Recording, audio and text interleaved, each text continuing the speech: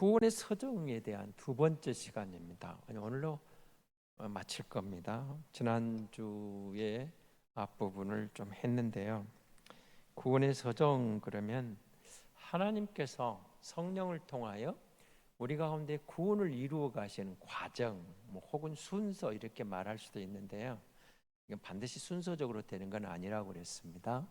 동시에 일어날 수도 있는 것들도 많이 있습니다. 그래도 원래 구원의 서정을 말할 때는 9단계를 이야기하는데 우리 교역신앙에서는 한 단계 앞에 더 넣는다고 그랬습니다.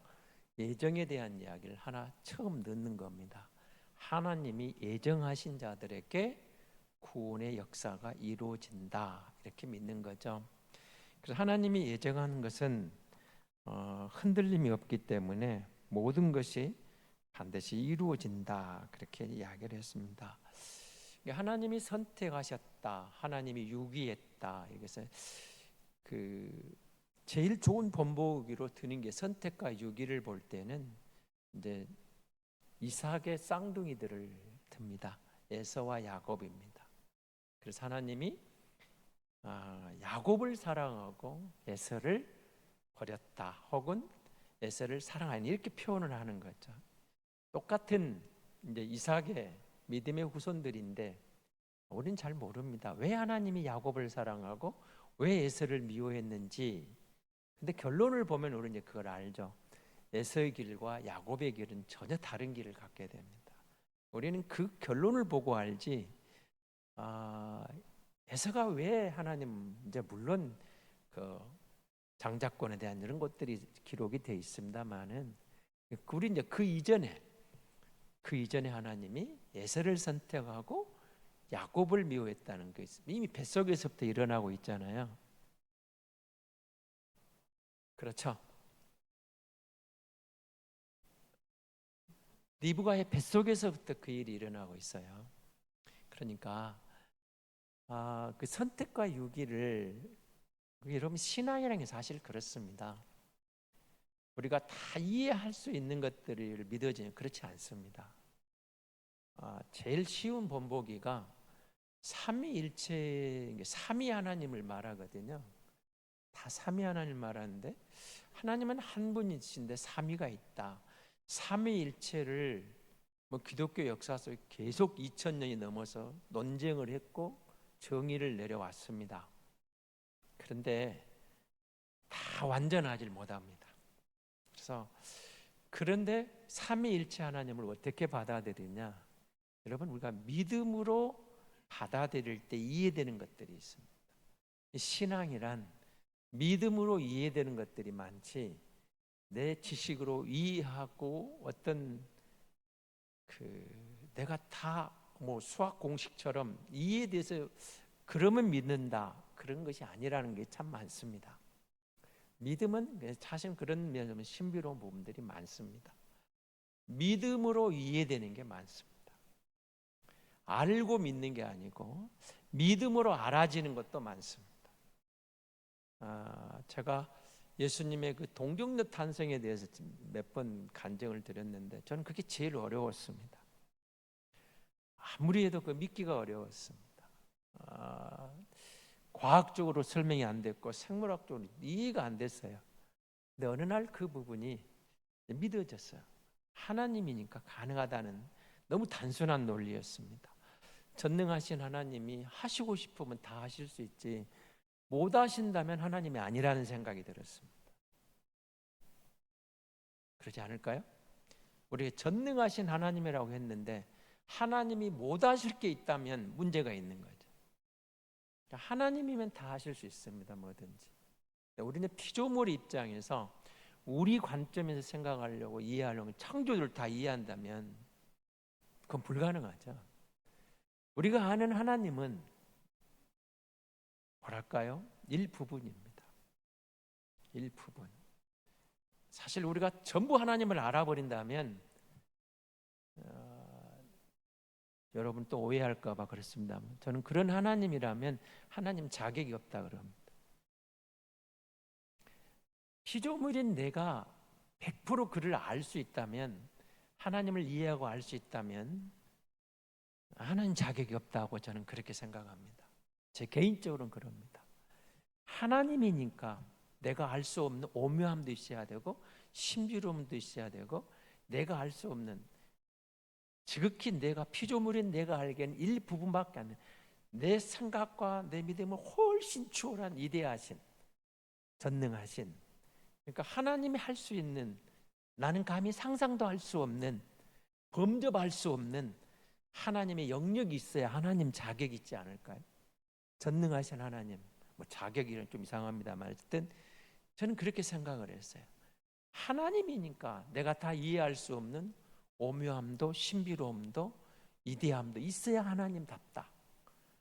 내가 100% 이해할 수 있는 신이라면 나하고 똑같은 거죠. 내가 다 알 수 있다면 내 수준밖에 안 되는 거죠. 피조물은 내가 감히 범접할 수 없는 놀라운 하나님의 경이로움이 있어야죠. 하나님의 능력도 있고 하나님의 그런 것들. 그래서 여러분 그 성경 읽으시면서 스스로 자문하시고 의문 갖는 건 중요합니다. 그걸 풀려고 해보려고 노력도 해보시고 그러면서도 하나님이 하나님 되심에 대해서는 항상 인정해 놓으셔야 돼요. 하나님이 왜 야곱을 선택하고 왜 에서를 버렸는지 솔직히 잘 모릅니다. 근데 그 하나님의 전적인 하나님의 고유 고난이거든요. 우리가 잘 이해를 못할 때 이제 선지자들이 이제 도자기를 빚는 그런 비유를 들어서 설명을 하죠.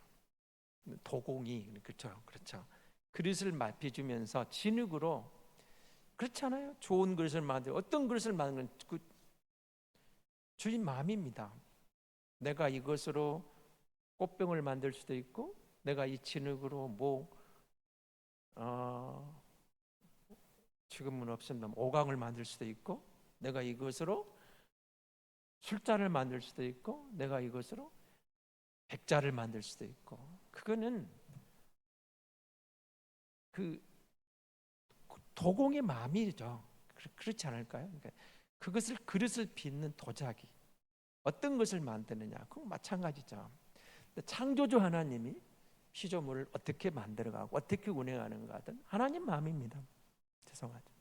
하나님 마음이에요. 우리를 다 이해시키게 하신 게 아니고 하나님이 창조주가 알아서 근데 하나님의 속성 가운데 뭐가 등장하죠? 공의롭다. 하나님은 공평하다. 치우치지 않는다.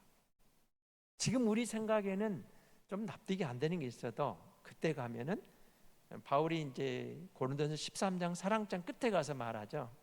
지금은 거울을 보는 거 희미하지만 그때는 얼굴과 얼굴을 대하여 볼 것이요. 그러니까 다 이해되는 그날이 온다는 겁니다. 우리가 지금의 우리 갖고 있는 그런 의문점이 100% 해소되는 날이 준비되어 있다는 또 감사할 일이죠. 그 거울과 거울을 보는 희미하고 우리 시대 거울 생각하면 안 됩니다. 그 지금 우리 거울은 거의 선명하게 우리 자신을 비춰줍니다. 그 당시 거울은 청동기나 아니면 뭐 이렇게 보는 거기 때문에 거의 희미한 글쎄요. 지금 거울하고는 전혀 다릅니다.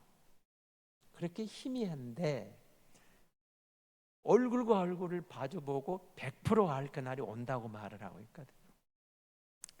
하나님이 우리를 선택했다. 우리를 부르셨다. 부르신 그가 우리를 거듭나게 했다. 거듭난 우리가 돌이켜서 회개하고 우리에게 믿음이 생겼다. 여기까지 지난 시간에 한 것 같은데요. 여러분 믿음도 하나님의 선물이라고 그랬습니다. 우리의 공로가 아닙니다. 내가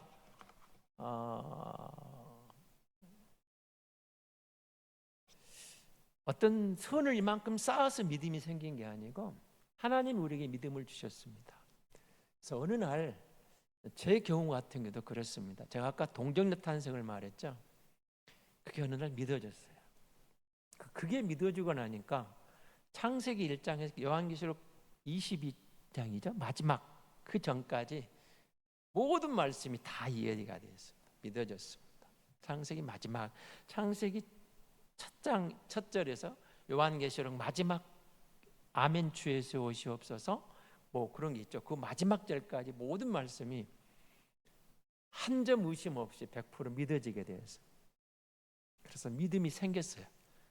자, 그 하나님이 저에게 선물을 준 믿음입니다. 하나님의 말씀을 100% 신뢰하게 되었고 믿게 되었고, 그래서 감사하게 되었고, 그래서 이 믿음을 전하고 싶었던 거죠. 자, 그래서 이제 하나님이 우리를 신분의 변화가 어떻게 일어났을까요? 칭이라는 단어가 나옵니다. 의롭게 하셨다, 그 말은 의롭게. 하나님의 은혜로 의롭게 되어 있는데 우리가 죄인임에도 불구하고 하나님이 선언을 해주시는 겁니다. 의롭다. 이게 칭이라는 단어가 법적인 용어라고 그러잖아요. 죄인에게 판사가 너는 무죄하고 선언하면 끝입니다. 무죄입니다. 나오면 그대로 무죄가 되겠죠. 그래서 칭이라도 의롭게 여겨주신 겁니다. 의롭게 인정해 주셨다.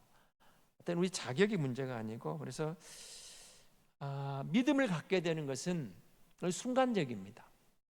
어린아이가 엄마 뱃속에 10개월 동안 있지만 출산하는 순간은, 응아하고 튀어나오는 순간은 순간입니다. 그렇죠? 요즘은 제왕절개를 많이 하십니다마는, 자연 분만하실 때 고통이 있습니다마는 터쳐 나오는 순간이죠. 아이가 머리를 내밀고 밖으로 나오는 것은 태어나면 아이죠. 우리가 영적으로 태어나는 것도 그런 원리죠. 의롭게 인정을 받고 밖으로 나오는 것. 그래서 그 다음에 우리에게 중요한, 우리가 양자라는 단어를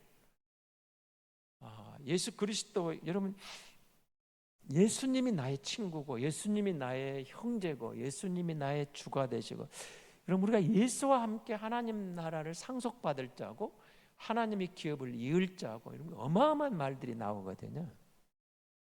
예수 믿는다는 것에 대해서 하나님의 자녀라는 지위가 얻어지는 거죠. 우리가 원래는 하나님 자녀가 아니었죠. 어쩌면 타락한 이후로 우리는 듣기 좀 거부하실지 모르겠지만 마귀 자녀라고 그랬습니다. 죄의 자녀, 마귀의 자녀라고까지 했는데, 십자가의 은혜로 우리가 하나님의 자녀가 되는 은혜를 입은 자가 된 거죠. 그러니까 그야말로 180도, 360도가 아니고요, 완전 신분의 전환이 이루어졌습니다. 성경 한 군데를 보고 가겠습니다. 좀 몇 군데 찾아보겠습니다. 우리 여자분들이 마태복음 3장 7절을 찾아주시고요, 우리 남자분들은 요한복음 8장 44절입니다. 그 양자 부분에서 이야기를 한번 보고 듣고 가겠습니다. 마태복음 3장 7절, 우리 여성도님들 한번 찾고 읽어주시기 바랍니다. 준비 시작.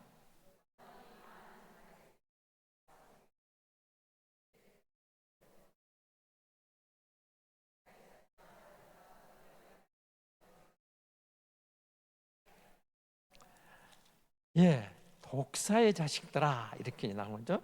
요한복음 8장 44절입니다. 남자 성도님들 한번 읽어주시기 바랍니다. 8장 44절 시작.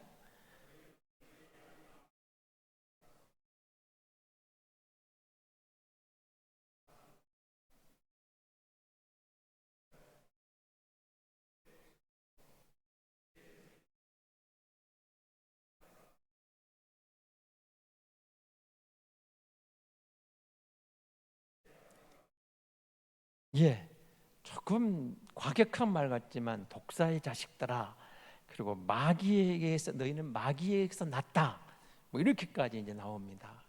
그것이 그리스도 밖에 있는 우리들의 실제였다는 거죠. 그리스도 밖에 있는 실제. 근데 그런 우리의 신분이 예수 안에서 믿음이 들어오고 하나님의 자녀가 된 것을 양자라 그럽니다. 양자 삼으셨다. 예수 안에서 우리가 하나님의 양자가 됐다, 이 말을 하나님의 자녀가 되었습니다, 이 말을 그렇게 설명하고 있는 것이죠. 본질상 진노의 자녀였지만 하나님의 은혜를 입어서 하나님의 자녀가 되었다. 그런데 자, 하나님의 자녀면 놀라운 우리에게 특권이 있습니다. 우리 여자 성도님들 갈라디아서 3장 29절입니다. 준비해 주시고, 남자 성도님 디도서 3장 7절입니다. 자, 갈라디아서 3장 29절을 먼저 찾아주시기 바랍니다. 갈라디아 3장 29절입니다. 찾으셨죠? 같이 읽겠습니다. 시작.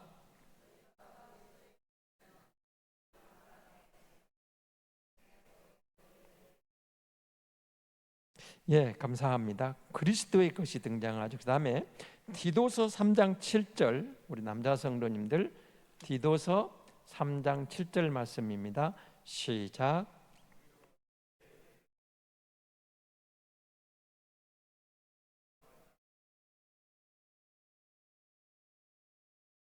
거기서 말하는 건 뭡니까? 의롭다 하시면 영생으로 소망하는 뭐라고요? 상속자란 말이 나오는 상속자. 여러분, 우리가 양자가 되었다는 그 속에 하나님의 자녀들이 주어진 권세, 하나님의 기업을 이을 자, 하나님 나라의 상속자가 되었다. 여러분, 이게는 어마어마한 변화입니다. 어마어마. 이걸 믿고 확신할 때 여러분 자신에 대해서 좀 긍지를 가지셔야 돼요.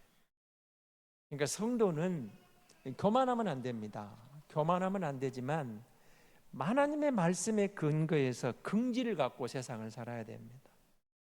조금 부족하다고 뭐가 안 풀린다고 기죽지 마시고 포기하지 마시고 하나님의 자녀된 권세에 대한 약속된 상속자.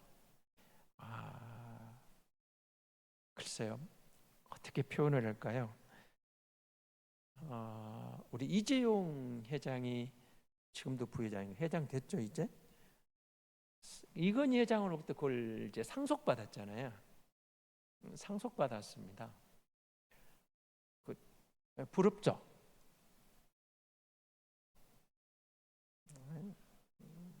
아니, 부럽죠. 솔직히 부럽습니다. 이 땅에서는 사실 부러운 상황입니다. 부럽습니다. 저도 우리 아버지가 이건희 회장 같은 위치에 있어서 그걸 준다고 하면 마다할 이유가 없죠. 마다할 이유가 없습니다. 근데 여러분, 하나님의 자녀가 상속자가 됐다 이 말 속에는요, 그럼 그거하고 게임이 되겠습니까? 이걸 한번 생각을 해보십시오. 내가 누군가를 생각할 때 하나님의 자녀다. 그런데 예수와 함께 그 하나님의 기업의 상속자다. 유업을 이을 자다. 이 말은요, 사실은 믿으면요, 믿고 확신한다는 사람들에게는 이보다 더 큰 축복이 어디가 있습니까? 그렇죠. 사실 그래요. 정말 이런 말씀을 붙잡고 하면 우리 자신을 생각, 내가 아파트 한 채도 없지만 그래도 이런 권세 있는 하나님의 상속을 이을 자다. 그런 양자가 되었다. 그러니까 여러분 자신을 너무 초라하게만 보이는 것을 끝내지 마시고 내가 예수와 안에서 양자가 되었다. 하나님의 자녀가 되었다. 믿음의 백성으로 기업을 이을 자가 되었다. 하늘나라의 상속자다. 진짜 어마어마한 거거든요. 그러니까 여러분 기뻐할 이유가 있어요. 지금 사는 어떤 환경 때문에 기죽지 마시고 그것 때문에 여러분을 너무 낮게 평가하지 마시고 겸손하되 주 안에서 자부심을 가지세요. 주 안에서 자부심을 가지세요. 저는 사실 예수 믿고 맨 처음에 저한테 그게 왔습니다. 제가 여러분 좀 열등감이 있었습니다. 열등감이 두 가지 제 외모에 대한 열등감이 있었는데 하나는 머리가 너무 커서 그 열등감을 가졌습니다. 그리고 또 하나는 피부색이 좀 검었어요. 그래서 검다는 것 때문에 머리 크다는 것 때문에 상당히 열등감을 갖고 살았습니다. 대학생 때까지. 그런데 예수 믿고 나서 저한테 그게 사라졌습니다. 창세기 1장 그 창조 기사를 읽으면서 하나님 보시기에 좋았더라 그 말을 보는 순간에 제가 그걸 보고 하나님 앞에 그렇게 졌습니다. 하나님 보시기에 좋았던 사람, 그러니까 나는 이대로 감사합니다 그랬습니다. 그러면서 자유를 얻었습니다. 피부색이 겉든 머리가 크든 그건 상관없이 그냥 하나님 보시기에 좋았더라 그 말씀이 내가 믿어지는 순간 나는 나대로 좋았습니다. 남하고 비교하는 게 아니라 정말 그랬습니다. 여러분, 우리가 예수 안에 있다는 것은 그런 긍지가 가져야 돼요. 다시 말씀드려, 교만하지 마시고 정말 긍지를 가지세요. 누가 뭐라 해도 하나님의 창조물이고 하나님 지식에 좋았고 나는 예수 안에서 천국을, 하나님의 기업을 물을 자다, 상속받을 자다, 이어받을 자다. 여러분, 어마어마한 거예요. 정말 어마어마한 겁니다. 이재용 회장하고 비교 안 돼요. 비교 안 됩니다. 비교 안 돼요. 정말 비교가 안 되는 우리 신분의 변화가 있습니까? 그러니까 여러분, 주 안에 있는 내가 얼마나 소중한가를, 얼마나 위대한가를 성경이 증거하거든요. 그 믿는 자에게는 상속자예요, 여러분. 그런 것들이죠. 그래서 정말 우리가 감사함으로 갈 이유가 얼마든지 있습니다. 성령의 도우심으로 우리가 영광의 주인공이 되는 날이 우리에게 기다리고 있거든요. 그러니까 그걸 놓치면 안 됩니다. 그 다음에 구원의 현재를 여러분 이야기할 때, 그러면 여러분 항상 우리가 겪는 게 있죠. 구원받은 나는 왜 이렇지? 그럴 때가 가끔 있습니다. 일종의 자격지심이 올 때가 있습니다. 우리가 믿음으로 잘 못 살 때 다가오는 거죠. 성화의 길을 걷는 우리에게는 순간순간 우리가 왔다 갔다 할 수 있습니다. 구원의 법적 선언이라고 했잖아요. 칭의가 의로운 피조물로서의 변화는 이미 끝났습니다. 태어나는 순간 생명입니다. 한 생명이 하나님의 자녀로 거듭나는 순간, 의롭게 인정되는 순간, 하나님의 자녀에 죽을 때까지. 근데 우리가 죽을 때까지 성화의 길을 걷게 되거든요. 거룩한 길을 가야 되는데, 그러다 보니까 시행착오도 생기고 거룩한 삶을 살아가는 나에게서 스스로 실망하는 부분이 종종 있는 거죠. 그렇지만 죄에 대해서 죽었다라는 이런 것들을 생각해 보면서 나는 이제 성화되는 거룩한 삶, 적어도 여러분 예수 믿고 나서 우리가 거룩이라는 단어가 거룩한 성도가 되기 위해서 우리가 관심이 가져졌고, 거룩한 길을 가기 위해서 하나님의 말씀을 따라가게 돼요. 그렇잖아요. 우리가 다는 못 가더라도 그래도 죄에 대해서 멀어지려고 하고 하나님의 말씀을 따라 거룩한 길로 한 걸음 가고 있거든요. 그게 성화의 길입니다. 성화되는 과정이기 때문에 완전하진 못하지만 정말 우리는 그 길을 걷고 있다. 말씀 한 군데 보고 갈까요? 로마서 6장에 있는 말씀입니다. 로마서 6장 17절 18절입니다.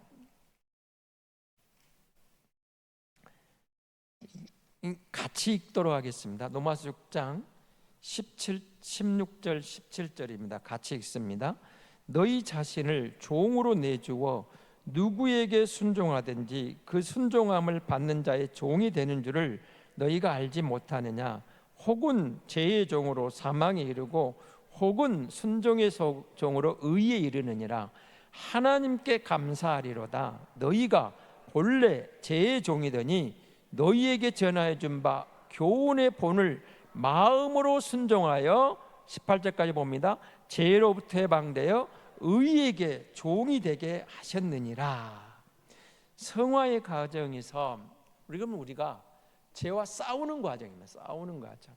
구원받은 우리가, 의롭게 된 우리가 성화의 길을 걸으면서 때로는 넘어지기도 합니다. 그런데 우리가 끝까지 그 길을 걷도록 성령이 도와주시는 거예요. 성화의 길을 걷게 됐다. 그래서 성령님의 인도하심 따라 우리가 순종하게 되고, 그 순종했을 때 우리에게는 끝에 가서 다가오는 게 있습니다. 성화의 완성이 뭘까요? 영화입니다. 영화롭게 되는 순간이 있습니다. 이 땅에서는 우리가 영화로움을 경험하지 못할 수도 있습니다. 그러나 우리는 영화롭게 되는 것. 자, 성경 로마서를 보셨으니까 한 번 더 보죠. 12장 9절 말씀입니다. 로마서 12장 9절 말씀입니다. 같이 읽겠습니다. 사랑에는 거짓이 없나니 악을 미워하고 선에 속하라. 우리가 주님의 부르심을 받고 나서 어떻게 되었습니까? 제가 몇 번이고 설교하면서 말씀드린 것 중 하나입니다만은 거듭난 성도는 죄를 고의적으로 지을 수 없다고 그랬죠. 계획적으로 지을 수 없습니다. 거듭난 성도도 실수할 수는 있습니다. 근데 거듭난 성도가 죄를 모의하고 계획적으로 한다면 그 사람의 고백은 거듭남은 좀 의심해 볼 필요가 있습니다. 성화의 과정에서 우리가 실수할 수는 있지만 우리는 어떤 걸 경험하게 될까요? 하나님의 사랑을 경험하고 악을 미워하고 선을 추구하게 되어 있습니다. 그 다음 말씀 한 번 더 보겠습니다. 16절, 17절, 12장 16, 17절 같이 볼까요? 시작. 서로 마음을 같이하며 높은 데 마음을 두지 말고 도리어 낮은 데 처하며 스스로 지혜 있는 체 하지 말라. 아무에게도 악으로 악을 갚지 말고 모든 사람 앞에서 선한 일을 도모하라. 그리스도인으로 산다는 것은 그런 것입니다. 악을 계획할 수 없습니다. 그리고 악을 악으로 갚을 수 없습니다. 악을 악으로 갚지 말고 그 말입니다. 물론 우리가 약한 부분이 없지 않아 있습니다만은 성령의 인도하심을 따라서 믿기 전과 저도 우리의 관심이 달라져 있습니다. 선한데 지혜롭고 악한데 미련하라고 그랬잖아요. 적어도 우리가 온전한 선을 이루지 못할지라도 선한데 관심을 갖고 선한 일에 뭔가 하려고 합니다. 악한 일에 대해서는 안 대하고 거스리고 그것에 대해서 그리 갈 수 없어 그렇게 말할 수 있는 게 나오는 거예요. 선한 것에 관심이 선한데 악한 데 관심이 있지 않습니다. 그래서 성도의 견인에 가면 이제 그런 게 나와요. 여러분 우리가 구원의 완성에 이르는 길, 여러분 끝까지 믿음을 지킬 수 있는 사람, 선택받은 하나님의 자녀가 누리는 견인이라는 게 있어요. 믿음을 포기하지 않고 가는 길. 배교하는 사람, 타락하는 사람, 사실 그래서 우리가 판단할 수 없는 거죠. 배교자다, 타락하는 자다, 끝까지 승리하는 사람이다. 그렇잖아요. 12제자를 보시면서도 가룟 유다를 누가 배교자로 생각했을까요? 그 12형제들이 생각을 못했겠죠.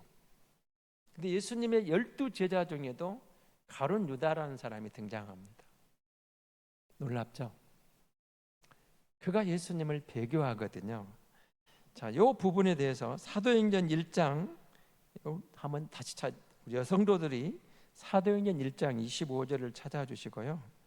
디모데전서 1장 19절은 우리 남자 성도님들이 찾아주시면 좋겠습니다.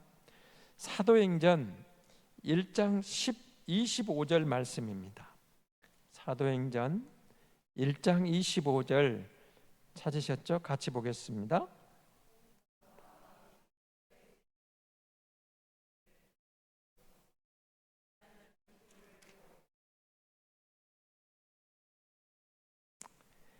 모인 무리의 수가 죄송합니다. 25절이 죄송합니다. 25절 봉사와 및 사도의 직무를 대신할 자인지를 보이시옵소서. 유다는 이 직무를 버리고 제 곳으로 갔나이다. 그러니까 유다가 떠난 자리를 누군가를 지금 채우려고 하잖아요. 그 채우려고 할 때 봉사와 사도의 직무를 대신할 자를 하나님께 구하는데 끝까지 갈 수 있는 사람, 유다 같은 인생이 아니고, 유다는 지금 배교를 했잖아요. 그러니까 그 믿음을 인내하면서 끝까지 갈 수 있는 사람. 자, 디모데전서 1장 19절입니다. 디모데전서 1장 19절 말씀 같이 한번 읽겠습니다. 시작. 믿음과 착한 양심을 가지라. 어떤 이들은 이 양심을 버렸고 그 믿음에 관하여 파선하였느니라. 누가 등장해요? 양심을 버립니다. 믿음에 관해 파선한 무리가 있습니다.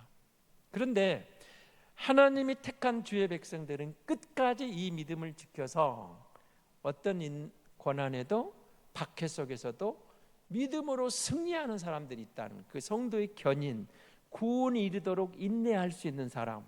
하나님이 택한 백성은 흔들릴 수도 있지만 결국은 그 믿음 안에서 끝까지 그 길을 걷게 된다는 거예요. 성도의 견인. 그 다음에 이제 아까 우리가 본 우리 앞날은 영화라는 단어가 있습니다. 영화가 뭐죠? 주님과 함께 영원토록 영광을 누리는 그날이 우리가 영화롭게 되는 순간입니다. 말씀 한 군데만 보고 마치려고 합니다. 요한계시록 끝에 한번 보겠습니다. 요한계시록입니다. 성경 맨 22장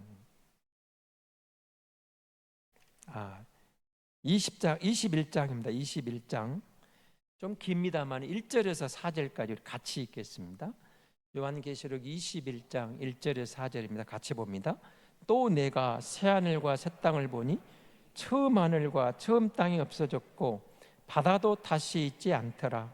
또 내가 보매 거룩한 성 새 예루살렘이 하나님께로부터 하늘에서 내려오니 그 준비한 것이 신부가 남편을 위하여 단장한 것 같더라. 내가 들으니 보좌에서 큰 음성이 나서 이르되 보라, 하나님의 장막이 사람들과 함께 있으며 하나님이 그들과 함께 계시리니 그들은 하나님의 백성이 되고 하나님은 친히 그들과 함께 계셔서 모든 눈물을 그 눈에서 닦아주시니 다시는 사망이 없고 애통하는 것이나 곡하는 것이나 아픈 것이 다시 있지 아니하리니 처음 것들이 다 지나갔음이라. 아멘. 이 새하늘과 새 땅을 그렇게 소개합니다. 이 좋은 단어를 이만희가 아주 그냥 오염시켜 버렸습니다. 이만희가 오염시켜 버렸는데 신천지라는 말은 새하늘과 새 땅이거든요. 좋은 말입니다. 근데 꼭 이단들이 갖다가 오염을 시켜버리니까 옛날에 다미성교회가 나와서 다가올 미래를 대비하라 그래요. 정말 좋은 말이거든요. 성도는 믿음의 길을 걸어 다가올 미래를 준비해야 돼요. 이 이상한 인간들이 그걸 쓰니까 이게 좋은 단어가 오염이 되니까 문제예요. 여러분, 여호와의 증인이 참 좋은 말입니다. 주님의 증인이 되자. 여호와 하나님의 증인이 되는 거예요. 성도의 걸음이거든요. 또 이해하는 인간들이 그걸 써버리니까 저희 좋은 것들은 저 못된 인간들이 다 갖다 먼저 쓰니까 오염시켜요. 그러나 그 오염된 것에 주목하지 마시고 순수한 의미를 생각하셔야 돼요. 주님이 오셔서 새하늘과 새 땅으로 정겨주신 우리를 영원롭게 하는 그때 누리는 것들, 지금 여러분이 겪고 있는 모든 고통과 아픔은, 염려는 100% 사라져버리고 그렇게 꿈꾸던 아프지도 않고 눈물도 없고 고가지도 않고 건강하고 염려하고 지금 우리가 이 땅에 있는 모든 고민이 다 사라졌어요. 존재하지 않습니다. 존재하지 않습니다. 그러니까 살만하자. 여러분, 천국 이 땅에 있는 걸 다 고민하고 산다면 천국 가고 싶지 않잖아요, 사실. 주님이 우리를 영원롭게 하는 순간이 준비되어 있다는 거죠. 그리고 성도의 마지막은 뭘까요? 오늘 우리가 읽은 고린도전서 15장 50절에서 마지막, 고린도 전체 15장 전체가 부활이잖아요. 여러분, 부활의 소망이 있습니까? 예수 부활이 내 부활이 되었다는 사실 얼마나 감사합니까? 구원의 서정을 말하거나 말하거나 그거는 순서가 다를 수도 있겠지만 어쨌든 우리에게는 하나님이 택하셔서 내게 믿음을 주시고 내가 성화의 길을 걷고 있고 내가 영원하게 되는, 죽겠죠. 여러분, 죽을지라도 몸이 부활하고 어떻게 될까요? 성경이 말하는 몸은 그겁니다. 우리가 죽을 때 우리 육체는 흙으로 돌아가지만 영은 살아 있습니다.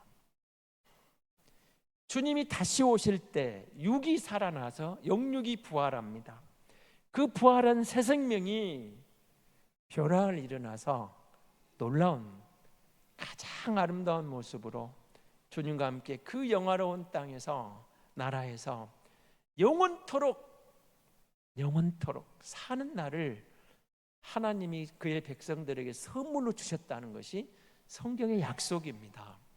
성경은 하늘의 비밀을 우리가 모르니까 예수님을 보내셔서 우리에게 보여주는 거예요. 그게 아니다. 너희 인간은, 너희 인생은 죽음이 끝이 아니고 그리스도가 부활하셔서 부활의 세계가 있다. 그리고 예수 믿으면 그 영화롭게 되는 그날이 있다. 지금은 이 땅에서 믿음의 순례자로서 죄와 싸우면서 고통도 있고 아픔도 있고 갈등도 있고 삶의 위기가 짓눌러오는 순간도 있지만 하나님이 자기 백성을 반드시 인내하게 하셔서 견인해 가셔서 마지막 영화롭게 되는 날이 준비됐다라고 말하는 것이고, 그 영화로운 영화의 주인공이 예수 안에 있는 우리에게 주어진 하나님의 특급 선물이라는 거죠. 구원받은 주의 백성들, 여러분, 우리가 구원받은 백성입니다. 구원받은 백성. 신유빈 선수가 탁구 선수죠. 삐아기가 지금은 이번에 메달을 2개나 땄는데 화제를 일으켰습니다. 다음도 기대가 됩니다. 아직 어리니까 언제 금메달 한번 땄으면 참 좋겠는데요. 저는 그 부모님이 이 아이에게 참 멋진 말을 했습니다. 돈은 먹을 만큼만 있으면 된다. 돈에 욕심 부리지 말고 바른 일, 선한 일에, 좋은 일에 열심을 내라. 탁구에 전념하고 네 하고 싶은 거 하면서 돈 때문에 쏠리지 말고. 여러분, 돈이 많으면 좋겠죠. 근데 사실은 많으면 귀찮아요. 쓸 만큼만 있으면 됩니다. 그렇지 않을까요? 여러분, 집에다가 5만 원권으로 그냥 큰 방에다 가득 채워놓으면 그냥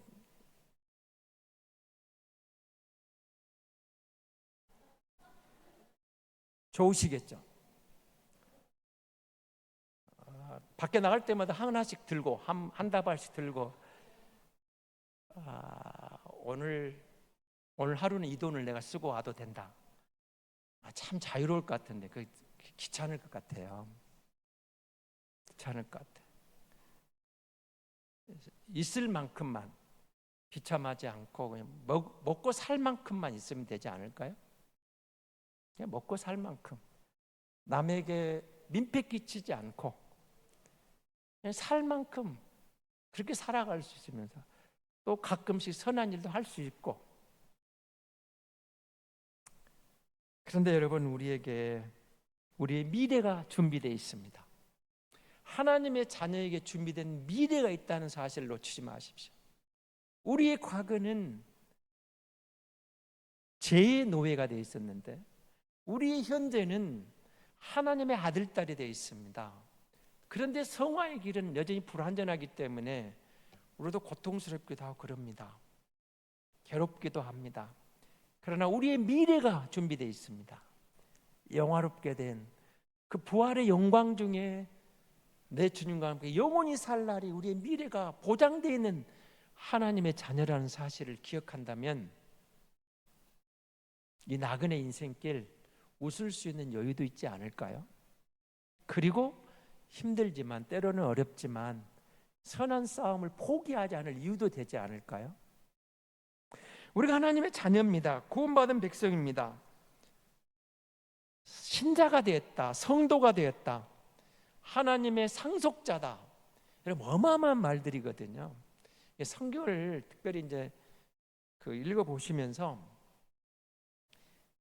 가다가 여러분 성경 읽으시다가 어느 한 구절 한 장이 딱 여러분에게 필이 오면은 너무 많이 가지 마요. 거기서 멈추시고 그 말씀을 좀 묵상해 보세요. 지금 좀 힘들어. 내가 이런 사람이구나. 그렇다면 여러분 긍지도 생기지 않을까요? 자부심도 생기고 예수 안 믿는 인간들에 대해서 좀 불쌍한 마음도 생기고 내가 어쩌다 예수 믿게 되었을까? 하나님이 선물로 준 믿음이 내게 생겼을까? 하나님은 은혜잖아요.